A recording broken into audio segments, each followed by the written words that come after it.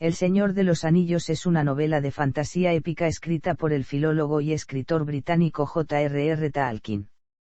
Su historia se desarrolla en la tercera edad del Sol de la Tierra Media, un lugar ficticio poblado por hombres y otras razas antropomorfas como los Hobbits, los elfos o los enanos, así como por muchas otras criaturas reales y fantásticas. La novela narra el viaje del protagonista principal, Frodo Bolsón, Hobbit de la comarca, para destruir el anillo único y la consiguiente guerra que provocará el enemigo para recuperarlo, ya que es la principal fuente de poder de su creador, el Señor Oscuro Sauron. J.R.R. Tolkien planeó El Señor de los Anillos como una secuela de su anterior novela El Hobbit, pero terminó por convertirse en una historia de mucho más alcance y extensión que, escrita por etapas entre 1937 y 1949, se publicó por primera vez en el Reino Unido entre 1954 y 1955 en 3 volúmenes.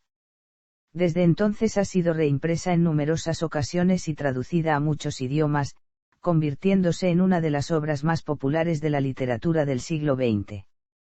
Además, ha sido adaptada en varias ocasiones a la radio, al teatro y al cine, destacando principalmente la trilogía cinematográfica creada por el cineasta neozelandés Peter Jackson. La historia que narra la novela es solo la última parte de una mitología que J.R.R. Tolkien comenzó en 1917, cuando se encontraba en el hospital tras haber caído enfermo durante la Primera Guerra Mundial y en la que estuvo trabajando el resto de su vida. Junto con estos otros escritos, El Señor de los Anillos ha sido objeto de multitud de aproximaciones críticas sobre sus orígenes, influencias y temas literarios. Su duradera popularidad ha dado lugar además a numerosas referencias en la cultura popular, la fundación de sociedades por muchos fanes de los trabajos de J.R.R. Tolkien y la publicación de muchos otros libros sobre el autor y sus obras. Contexto. Si bien es cierto que El Señor de los Anillos fue concebida como una continuación de El Hobbit, argumentalmente lo es de El Silmarillion, obra que relata los acontecimientos de los días antiguos y en la que se construye toda la trama del Legendarium que creó J.R.R. Tolkien. La primera edad del Sol es la edad de los elfos, mientras que la segunda es la del ascenso de los hombres de Númenor y su posterior caída, pero también es la de la construcción de una cultura netamente humana en una tierra permanentemente amenazada por el mal. Por eso, en la tercera edad del Sol, esa cultura se va adueñando de la Tierra Media y la transforma en un lugar donde, una vez vencido el mal, los hombres encuentran su verdadera dimensión. J.R.R. Tolkien la llama, Edad de los Hombres, y, el fin de los días antiguos. El Señor de los Anillos es, en este sentido, una metáfora que implica la culminación de un largo proceso que da origen a la humanidad actual, con toda su carga mítica pero también histórica. La creación de mundo, la implantación del mal como modelo de dominación absoluto y su continuidad a través de las edades, la lucha de los elfos y su alianza con los Edain por conservar la tierra de Beleriand, la derrota del primer señor oscuro Melkor y el ascenso de su mano derecha Sauron, el ascenso y caída de Númenor, la construcción de los anillos de poder, la instalación de los reinos númenoreanos en la Tierra Media y, finalmente, la derrota de Sauron, están plasmados en el Silmarillion. Como un contexto que sustenta la épica del Hobbit Frodo Bolsón y la Compañía del Anillo. Si el Silmarillion es un relato de un proceso histórico mítico, en el Hobbit se narra un acontecimiento de dicho proceso. Este no es un mero hecho histórico, es nodal y significativo, porque en la obra se conoce cómo aparece el anillo único entre los Hobbits. Una inocente historia para niños, aunque fundada en el Legendarium, se convierte en el elemento desencadenante del fin de la tercera edad del Sol. Fortuitamente, y en el marco de un viaje para rescatar un tesoro de la mano del dragón Smaug, el Hobbit Bilbo Bolsón se convierte en portador del anillo. Allí J.R.R. Tolkien, al adaptar esa obra infantil a El Señor de los Anillos, delinea la cultura y, por ende, el temple que llevará a Frodo a ser el protagonista principal del cierre del proceso iniciado en los días antiguos. Personajes principales. Partes. Si bien Tolkien concibió El Señor de los Anillos como una sola historia, la novela fue dividida en 3 partes por motivos editoriales: La Comunidad del Anillo, Las Dos Torres y El Retorno del Rey, y cuenta además con un libro de apéndices. A pesar de esta división, el libro no es una trilogía y al propio Tolkien le molestaba que lo llamaran así, ya que desde un principio estaba escrito para formar un solo tomo, pero la editorial George Allen y Unwin decidió dividirlo en 3 debido a su longitud y coste. Las únicas divisiones naturales que hizo Tolkien son los libros I, 2, 3, 4, V y B. Y La Comunidad del Anillo /I. None. Prólogo. Libro I. Libro 2. Y Las Dos Torres /I. None. Libro 3. Libro 4. Y El Retorno del Rey /I. None. Libro V. Libro B. Apéndices. Los apéndices de El Señor de los Anillos recogen de una serie de historias cortas sobre el Legendarium de Tolkien, cronologías, genealogías y notas sobre las lenguas ficticias del libro. Apéndice A, recoge unos anales sobre los gobernantes del Legendarium de Tolkien, desde Númenor, pasando por Gaande y Arne, hasta las casas de Eorl y de Durin. Además de listar dichos gobernantes, incluye breves relatos sobre la historia de cada casa y un fragmento sobre la historia de amor entre Aragorn y Arwen. Apéndice B, recoge una cronología de la segunda y la tercera edades del Sol, haciendo especial hincapié en los hechos que se narran en El Señor de los Anillos. También se recogen los pocos acontecimientos conocidos de la cuarta edad del Sol, aunque fechados según el cómputo de la comarca. Apéndice C, recoge los árboles genealógicos de distintas familias Jaavit, entre las que se encuentran los Bolsón, los Brandigamo, los Tak, y la familia de Sam Gamgee. En este último entran, además de los propios Gamgee, los Coto y los Cavada. Apéndice D, recoge una explicación sobre los distintos calendarios que se usan en la Tierra Media. Apéndice E, recoge las reglas de escritura, ortografía y pronunciación de las Tengwar y las Angertas, los tipos de letras usados en las lenguas creadas por Tolkien para su obra. Apéndice F, recoge un texto en el que Tolkien habla sobre las lenguas que utilizan los distintos pueblos de la Tierra Media en la tercera edad del Sol y sobre su traducción. Composición. El Señor de los Anillos fue iniciado como una secuela de El Hobbit, una historia de fantasía publicada en 1937 y que en un principio había sido escrita por Tolkien para sus hijos. La popularidad de El Hobbit provocó que la editorial George Allen y Unwin pidiera a Tolkien más historias relacionadas con la novela y, de esta forma, el autor comenzó a escribir la que se convertiría en El Señor de los Anillos y que no acabaría hasta 12 años después, en 1949. En un principio, Tolkien no tuvo la intención de escribir una secuela de El Hobbit y en su lugar ofreció a su editorial varios cuentos infantiles, como Roverandom, escrito algunos años atrás. Sin embargo, a lo que Tolkien dedicaba más tiempo era a esbozar la historia de Arda, que ya inició en 1917. El autor murió antes de que pudiera terminar y preparar este trabajo, hoy conocido como el Silmarillion, pero su hijo Christopher lo editó aun estando lleno de lagunas y lo publicó en 1977. Algunos biógrafos de Tolkien consideran el Silmarillion como el verdadero trabajo de su corazón, puesto que es al que más tiempo dedicó en toda su vida y el que proporciona el contexto histórico y lingüístico de su obra más popular, El Señor de los Anillos. A pesar de ello, Tolkien acabó siendo persuadido por Stanley Unwin, presidente de la editorial George Allen y Unwin por aquel tiempo, para que escribiera la continuación de El Hobbit y, en diciembre de 1937, empezó a desarrollarla.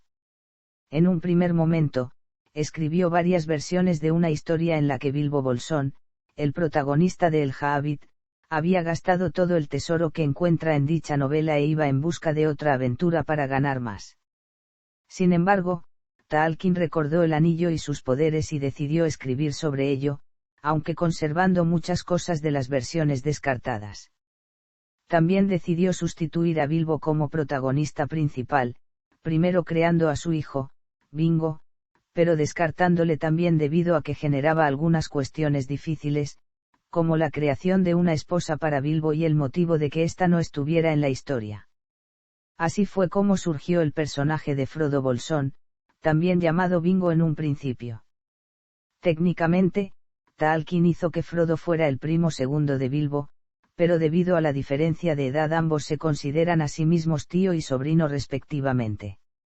A partir de aquí, la historia tomó rumbo, aunque estuvo sometida a constantes revisiones y modificaciones. Debido al carácter perfeccionista de Tolkien y a que era interrumpido con frecuencia debido a sus obligaciones académicas, especialmente las de examinador, la composición de la novela fue lenta y a intervalos de tiempo. Tolkien iba enviando copias de los capítulos acabados a su hijo Christopher, a su amigo C.S. Lewis y al hijo de Owen, Reinar, que le servían como críticos. Tras haber reescrito la historia en 3 ocasiones desde el principio hasta la llegada a Rivendell, en 1940 abandonó su redacción durante un tiempo, dejando a la Compañía del Anillo, aún sin Legolas y Gimli, ante la tumba de Balin en Moria. En enero de 1941, reinició la escritura hasta antes de 1943, año que de nuevo estuvo casi en blanco. En abril de 1944, comenzó a escribir el libro 4 y avanzó rápidamente, acabándolo en junio. En octubre, Tolkien comenzó con el libro V, que le llevó bastante tiempo, y a principios de diciembre le envió una carta a Stanley Unwin en la que le comunicaba la posibilidad de que la novela estuviera acabada antes de que finalizara el año. Sin embargo, subestimó el alargado final que estaba elaborando, que, junto con sus obligaciones y la escasez de papel debido a la posguerra, le impidió finalizarla. El Señor de los Anillos se terminó de manera efectiva en 1948, pero Tolkien estuvo revisando el trabajo hasta 1954, el mismo año de la publicación. Una vez finalizada la obra, hubo alguna disputa entre Tolkien y la editorial George Allen y Unwin, hecho que llevó al primero a ofrecer El Señor de los Anillos a HarperCollins. Sin embargo, la editorial acabó rechazándola debido a su extensión y a las presiones de Tolkien, y finalmente, George Allen y Unwin fue la encargada de su publicación. Tras el masivo éxito de El Señor de los Anillos, Tolkien consideró una secuela titulada La Nueva Sombra, que se sitúa en los días del reinado de Eldarion, hijo de Aragorn. Tolkien nunca fue muy lejos con esta secuela, ya que tenía más que ver con la naturaleza humana que con la lucha épica, y las pocas páginas que escribió fueron publicadas por Christopher Tolkien en Los Pueblos de la Tierra Media. Influencias. El Señor de los Anillos fue desarrollado por su autor como una exploración personal de sus intereses en filosofía, religión, cuentos de hadas y mitología, especialmente la nórdica, pero también fue decisiva la influencia de los efectos de su servicio militar durante la Primera Guerra Mundial.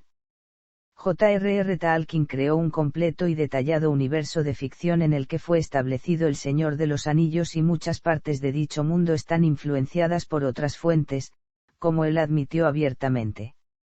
Tolkien, así como importantes figuras de la Iglesia Católica como el cardenal Newman, consideraban que la mitología es totalmente compatible con el cristianismo, como si se tratara de una precuela del mismo modo que lo es el Antiguo Testamento.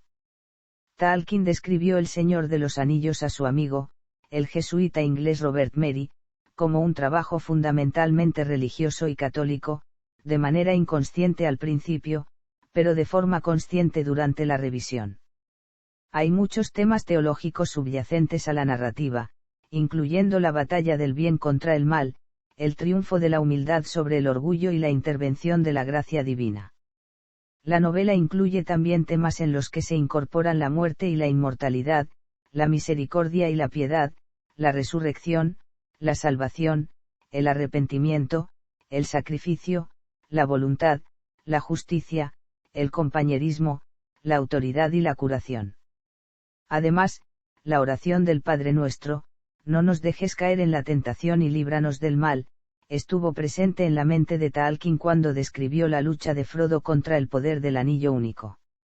Sin embargo, el propio autor afirmó que durante la revisión de la obra eliminó toda referencia a la religión, ya que quería que los elementos religiosos quedaran absorbidos en la historia y el simbolismo.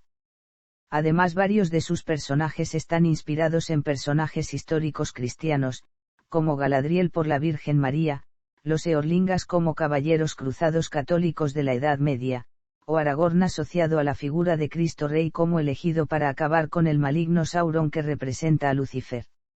A su vez, Gandalf también es identificado con el misionero anglosajón San Bonifacio defendiendo la civilización frente a los bárbaros del Este.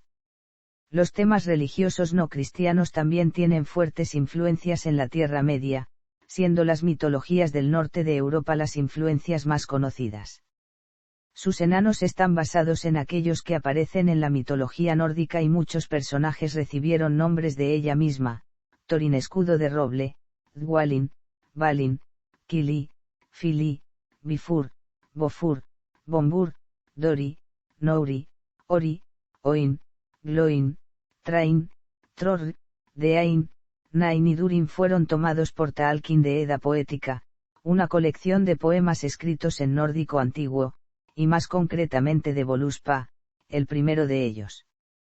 También el nombre de Gandalf está tomado de dicha obra, pero su figura está particularmente influida por la deidad Odín, en su encarnación como Vegtamr, un anciano de larga barba blanca, con un sombrero de ala ancha y un bastón de caminante.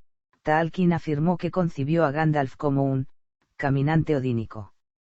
La mitología finesa, y más concretamente la epopeya Kalevala, fue reconocida por Taalkin como influencia en la Tierra Media.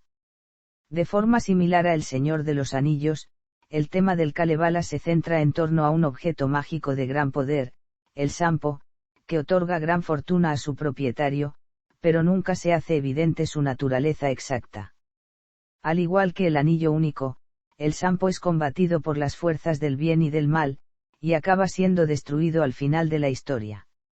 Otro paralelismo es el mago del Kalevala, Vainamoinen, que tiene muchas similitudes a Gandalf en sus orígenes inmortales y en su sabia naturaleza, y, en ambas obras, los magos parten al final en un barco a las tierras situadas más allá del mundo mortal.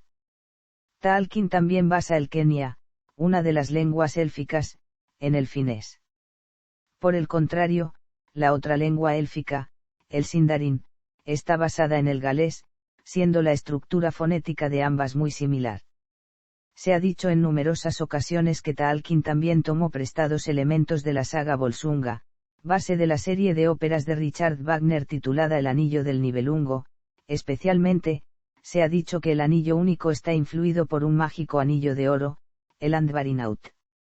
Sin embargo, en una carta que Taalkin escribió a la editorial George Allen y Unwin en la que criticaba el comentario que se había introducido para la traducción al sueco de la novela y en la que se hacía referencia a estas influencias, les decía que la única semejanza entre su anillo y el Andvarinaut era que ambos eran redondos, y concluía con que la saga escandinava no tiene absolutamente nada que ver con El Señor de los Anillos. No obstante, el tópico del anillo de poder tiene similitudes con una obra más antigua. El filósofo griego Platón en la República, libro 2 cuenta en un breve pasaje la leyenda de Giggs, un pastor que encuentra un anillo que le permite volverse invisible y desencadena su ambición de usurpar el trono de Lidia. El poema épico anglosajón Beowulf es otra de sus principales influencias. A Taalkin le gustaba mucho esta obra e incluso hizo una traducción y una interpretación sobre ella, encontrada años después de su muerte. El pueblo de Rohan, su cultura, organización social, características físicas y carácter, con la excepción de su vínculo con los caballos, están inspirados en los míticos pueblos anglosajones de Beowulf. Su lengua, el rohirrico, está inspirada en el anglosajón y algunos de nombres de los Rohirrim derivan directamente de este, por ejemplo Eomer y Eowyn. El Macbeth de William Shakespeare es otra de las influencias de Taalkin. La destrucción de Isengard por parte de los Ent se inspiró en el acto V de la obra, donde el bosque de Benham ataca el castillo de Dunsinane. Este hecho sorprendió a Taalkin cuando, en su época de colegial, acudió a la representación de Macbeth. Sin embargo, quedó decepcionado al descubrir que eran hombres camuflados con ramas y no el bosque quien se movía. De este modo, en su obra decidió que los árboles fueran de verdad a la guerra como criaturas reales. Además, la forma de andar y hablar de Lent Barbol está inspirada en su amigo, el también escritor C.S. Lewis. A un nivel más personal, algunos lugares están inspirados en la infancia de Tolkien en Sareole y Birmingham, especialmente la comarca de los Hobbits, que era, en palabras del mismo Tolkien, una parodia de la Inglaterra rural, inspirada por la idílica ideología de la alegre Inglaterra, que se basa en un modo de vida pastoril que los habitantes de Inglaterra habrían disfrutado en algún punto entre la Edad Media y el comienzo de la Revolución Industrial. El molino de Sareole, hoy día convertido en un museo, fue la inspiración para la fábrica construida por los hombres de Saruman en sustitución del molino de la familia Arenas, y la cercana reserva natural de la Turbera de Mousley sirvió probablemente de inspiración para el Bosque Viejo. La industrialización de la comarca está basada en el testimonio de Tolkien sobre la extensión de la revolución industrial en Warwickshire durante su juventud y, especialmente, las consecuencias deletéreas que provocó. Otros de estos lugares que influyeron a Tolkien son las torres victorianas de Edgbaston o Outarworks y Perrots Valley, bajo cuya sombra vivió durante su orfandad e inspirarían las imágenes de las torres oscuras de Hortan y Minas Morgul. Publicación en inglés. La novela como tal fue encargada en 1939 por Stanley Unwin, presidente de la editorial George Allen y Unwin por esa época, que, con el deseo de aprovechar el éxito que había tenido el Hobbit, le pidió a Tolkien una continuación. Una vez acabada, El Señor de los Anillos fue juzgada por la editorial y le dieron el visto bueno, aunque no estaban convencidos de que fuera a gustar al público debido a que su composición tenía un estilo mucho más adulto y maduro que el Hobbit. Tolkien trató de aprovechar la publicación de El Señor de los Anillos para que el Silmarillion, obra en la que llevaba muchos años trabajando y que ya fue rechazada anteriormente por la editorial, fuera publicada también. Sin embargo, George Allen y Unwin no estaba dispuesta a hacerlo y Tolkien ofreció las obras a HarperCollins en 1950.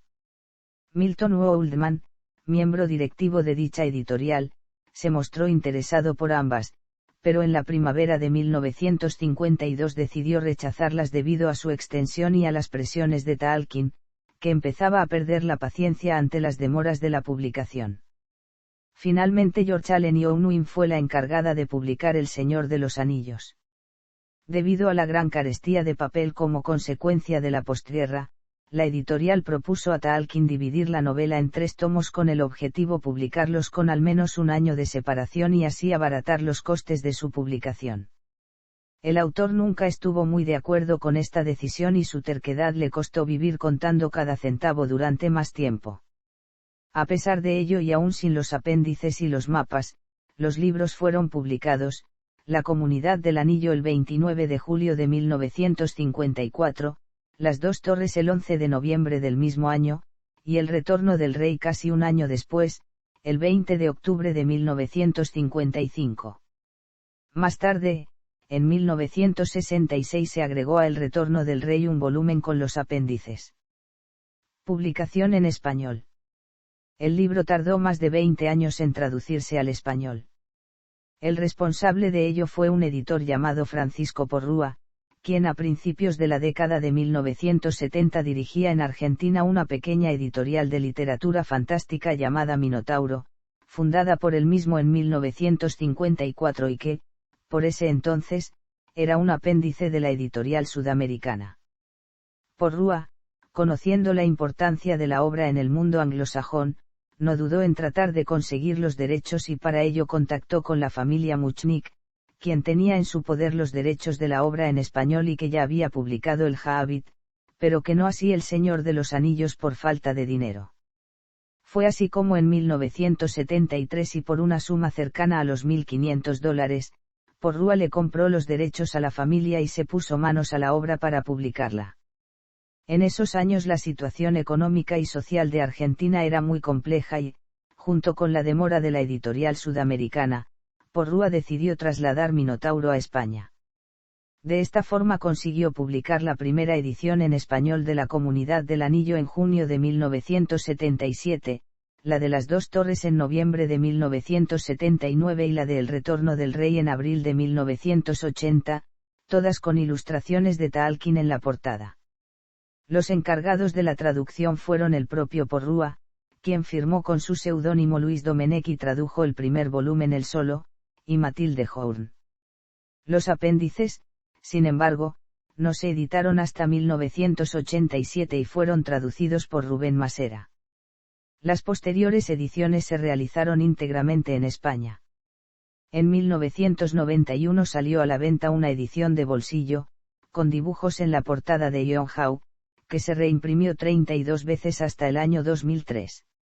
En 1993 se imprimió en un solo volumen los 3 libros, esta vez con ilustraciones de Alan Lee. La más reciente es una edición de bolsillo de los 3 libros más apéndices, con dibujos de John Howe y Ted Neismith, que se imprimió en el año 2006. Cabe aclarar que en todas las impresiones, salvo la de los apéndices, fueron respetadas las traducciones de la primera edición. Recepción. Antes de que se publicara El Señor de los Anillos, la editorial George Allen y Unwin e incluso el propio Tolkien temían una avalancha de críticas en contra de la novela. No obstante, recibió comentarios tanto malos como buenos, que iban desde terrible a excelente. Entre las críticas dominaban aquellas que tachaban la obra de infantil. El crítico estadounidense Edmund Wilson calificó la obra en el periódico The Nation como basura adolescente, mientras que el escritor Edwin Muir decía que todos los personajes eran como niños que nunca llegarían a la pubertad. Otras críticas se debieron a la relación que Tolkien tenía con el escritor C.S. Lewis, que por aquella época era bastante impopular entre los críticos debido al tratamiento que daba a la religión en sus novelas. El autor le pidió a Lewis que escribiera un comentario sobre El Señor de los Anillos para su sobrecubierta y muchos lo vieron como propio de un bufón, debido a la comparación que hacía entre Tolkien y el poeta Ludovico Ariosto. Algunos autores de ciencia ficción, como David Brin o Michael Moorcock, también criticaron la obra. Este último se convirtió en uno de los principales detractores de Tolkien y, en los años 1960, lideró un movimiento que consideraba obsoleta la lucha del bien contra el mal tal y como se presenta en El Señor de los Anillos. En su ensayo poépico, Moorcock tacha a Tolkien de conservador, critica su percepción de la alegre Inglaterra y califica la novela de infantil, además de compararla con Winnie the Pooh, el oso de la saga infantil creada por Alan Alexander Milne. Incluso dentro del propio grupo literario de Tolkien, los Inklings, los comentarios fueron diversos. El autor, al igual que los demás miembros del grupo, leía en sus reuniones algunos de los textos que iba escribiendo Hugo Dyson, por ejemplo, se quejó durante una de las lecturas de El Señor de los Anillos diciendo, «Oh no. Not another fucking elf». A pesar de ello, para Tolkien la recepción de la novela fue mejor de lo esperado por opiniones como la de Herbert Dingle, que le elogiaba en The Guardian, haber creado una épica romántica tan emocionante, con su propia mitología y diversidad de personajes y paisajes, con esa enormidad de imaginación para la invención y descripción, y tal sentido sobrenatural subyaciendo a la abundancia de incidentes, es un hecho más que remarcable, o la del periódico The Sunday Times que afirmaba que, el mundo se divide entre aquellos que han leído El Hobbit y El Señor de los Anillos y aquellos que están a punto de leerlos. Además, las ventas de la novela vencieron a las críticas, ya que cosechó un respetable e inesperado éxito. A comienzos de los años 60 el libro empezó a tener más difusión en los círculos universitarios norteamericanos y en 1965 Richard Plotz, estudiante de la Universidad de Columbia, funda la primera sociedad Tolkien dedicada al estudio y difusión de su obra. En 1967 Glenn H. Goodnight funda la Mythopoeic Society que amplía su estudio a la obra de los miembros de los Inklings. No obstante el modesto éxito inicial, acontecimientos editoriales y culturales fueron los que a mediados de los años 60 catapultaron la novela y a su autor al estatus de icono cultural y literario de primer orden. En 1965, aprovechando un vacío legal en USA, la editorial Ace Books lanzó una edición en rústica sin la autorización del autor y sin abonar derechos a su creador. La edición no era ilegal en Estados Unidos, pero representaba un gran perjuicio económico para Tolkien. Se desató lo que la prensa llamó la guerra por la Tierra Media, la disputa de las empresas Tolkien con Ace Books, que terminó con la publicación en octubre del mismo año de una nueva edición en rústica por Ballantine Books, autorizada y revisada por Tolkien. El autor, aprovechando la ya numerosa correspondencia de fans que recibía, añadía en sus respuestas una nota pidiendo a sus lectores que divulgaran la edición de Ballantine y denostaran la de Ace. El resultado fue que, ya fuera en una u otra edición, las ventas del libro se dispararon, convirtiéndolo, ahora sí, en un auténtico bestseller.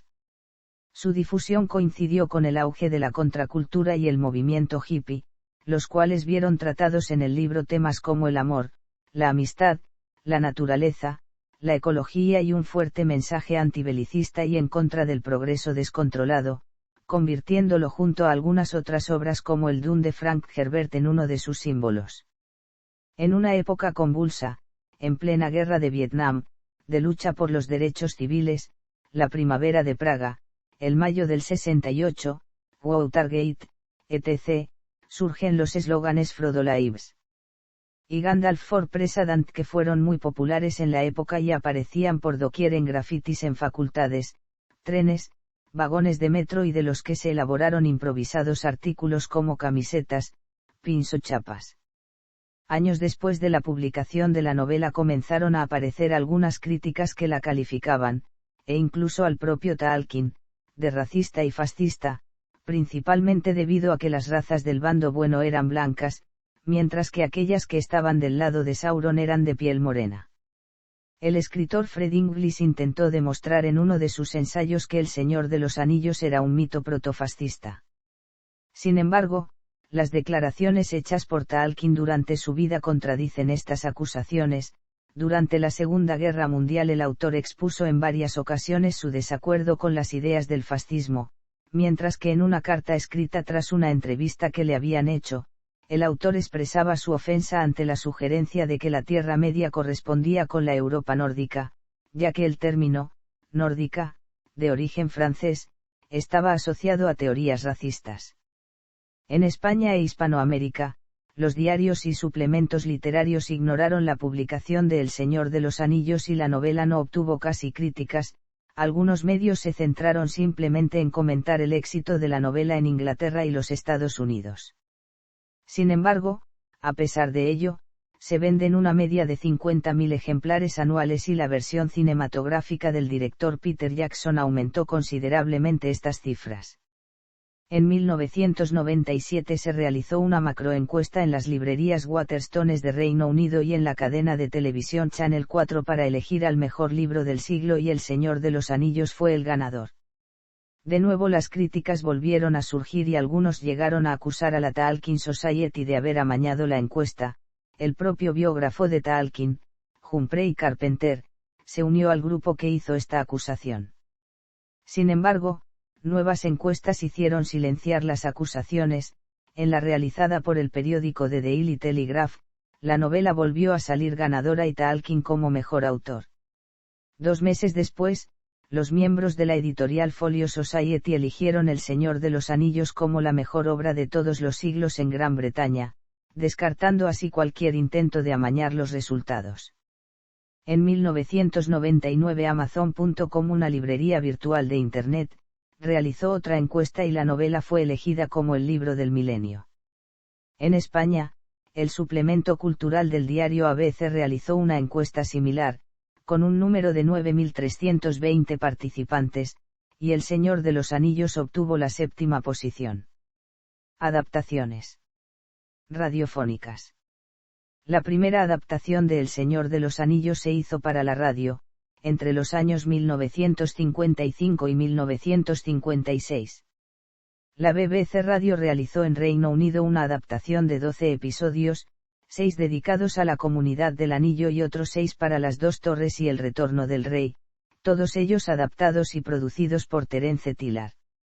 Sin embargo, aunque las adaptaciones ayudaron a dar a conocer los libros, a Tolkien le disgustaron. Las adaptaciones fueron, además, discutidas en el programa de la BBC The Critics, y los allí presentes mantuvieron la opinión de Tolkien, aunque confesaron no haberse leído el libro y desviaron sus críticas hacia este y hacia el autor.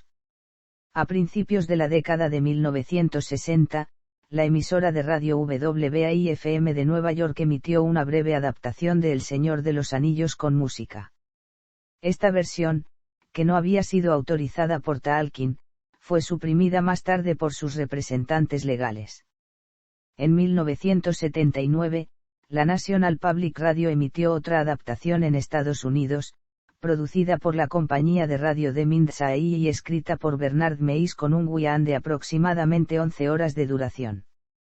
El propio Meis se encargó de prestar su voz a algunos personajes, como Gandalf o Tomba Ambadal, mientras que Bilbo estuvo a cargo de Rhaegar Einhart, Frodo de James Errington, Sam de Lublis, Merry de Pat Franklin, Pippin de Mackenzie y Aragorn de Tom Luce. En 1981, la BBC Radio emitió una nueva adaptación dirigida por Jane Morgan y Penny Lestar y escrita por Brian Sibley y Michael Bakewell. Esta vez el guión se hizo para 26 episodios, con una duración de media hora. Si bien el guión sigue la historia del libro en casi todos los aspectos, el propio Sibley dijo que, no hay forma de acercarse exitosamente a la presentación dramática de esta historia. El actor Ian Holm, que más tarde interpretaría a Bilbo en las adaptaciones cinematográficas del director Peter Jackson, puso su voz a Frodo. En 1982 se reeditó la adaptación, agrupando los episodios en tan solo 13, de 1 hora de duración cada uno. En el año 2002, alentada por el éxito de las adaptaciones de Jackson, la BBC editó ligeramente la adaptación y la emitió de nuevo, publicándola también en casete y CD. Cine y televisión. En 1956, El Señor de los Anillos ya había atraído la atención del mundo de cine. La editorial George Allen y Unwin informó a Tolkien de que una compañía estadounidense quería hacer una versión en dibujos animados de la novela y el autor se mostró muy interesado. Meses después, Forrest J. Ackerman, el agente de la compañía cinematográfica, le enseñó a Tolkien algunos de los bocetos elaborados para la película, junto con fotografías de paisajes americanos en los que podrían inspirar la Tierra Media. Tolkien les dio el visto bueno, pues no cayeron en la tentación de copiar el estilo de dibujos Disney, sino que se basaron en los trabajos del ilustrador Arthur Rackham. Sin embargo, el guión elaborado por Morton Grady Zimmerman incluía numerosas modificaciones en la historia, como usar las águilas de medio de transporte habitual, convertir la posada, el Poney Pisador, en un hotel o el suicidio de Saruman.